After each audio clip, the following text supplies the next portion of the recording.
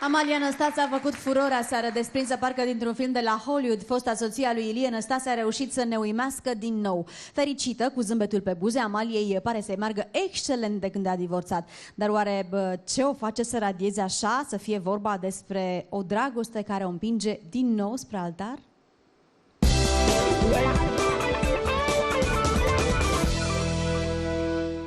I know you like it. This funky fresh is gonna pump it.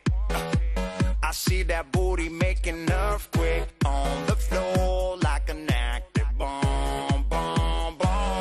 Amalia Năstase a fost femeia care a întors toate privirile bărbaților aseară. Îmbrăcată într-o rochie roșie, extrem de provocatoare, Amalia a fost foarte secretoasă atunci când a venit vorba despre viața ei personală. Ne pregătim pentru o nouă căsătorie? A cuiva? Probabil că da.